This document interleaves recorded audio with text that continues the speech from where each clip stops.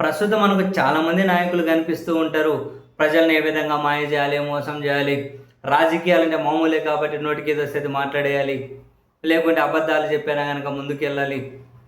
రకరకాల నాయకులు కనిపిస్తూ ఉంటారు. అలా కాకుండా ప్రతిదాన్ని కూడా అథెంటిక్‌గా మాట్లాడాలి, ఆధారాలు దగ్గర పెట్టుకొని మాట్లాడాలి, ప్రతి అంశం మీద సూటిగా, స్పష్టంగా ఒక అభిప్రాయాన్ని కలిగి ఉండాలి. ఇటువంటి నాయకులు చాలా చాలా అరుదు.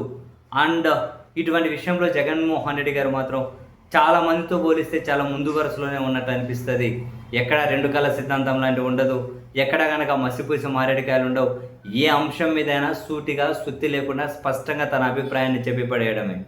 ఈరోజు కూడా చూసాం మీడియా సమావేశంలో ఆయన క్లియర్ కట్గా మావి కనుక మద్దతు ఇచ్చేవాళ్ళు మా వైపు ఉంటారు, అమరావతికి మద్దతు ఇచ్చేవాళ్ళు వాళ్ళ వైపు ఉంటారు, వచ్చే ఎన్నికల్లో ఇదే నినాదం, సరే తేల్చుకుందాం అన్నారు.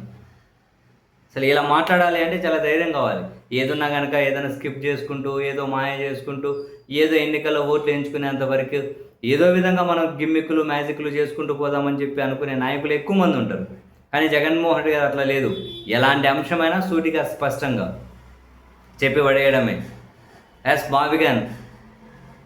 మావిగన్ మా నినాదం, ఇటువైపు ఉంటారా రండి, అమరావతి వాళ్ళ నినాదం, అటువైపు వెళ్తారా వెళ్ళండి. బట్ ఆమె మావిగన్ వర్సెస్ అమరావతి నెక్స్ట్ ఎన్నికల నినాదము అన్నారు.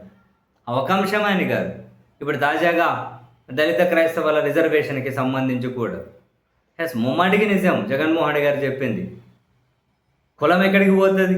జనరల్గా కులం వేరు, మతం వేరు. నచ్చిన దేవుని ఎవరైనా పూజించుకునే హక్కు ఈ దేశంలో రాజ్యాంగం కల్పించింది.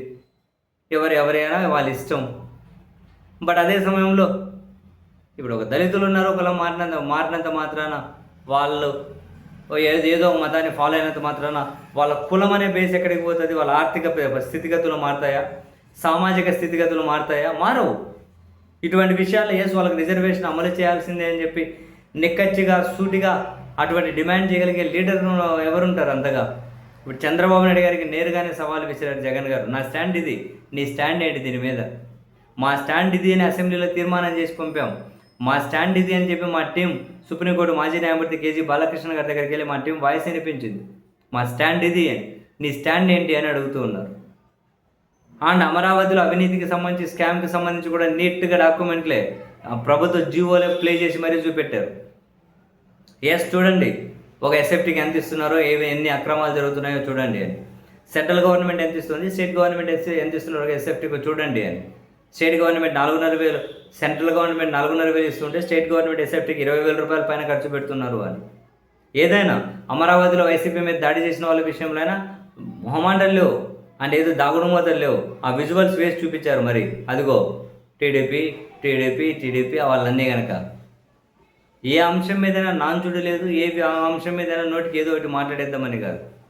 కొన్ని సెన్సిటివ్ విషయాల్లో కూడా జగన్మోహన్ రెడ్డి గారు చాలా క్లియర్ కట్గా స్పందించడం నిజంగానే ఒక రాజకీయ నాయకుడిగా ధైర్యానికి మనం సెల్యూట్ చేయాలేమో.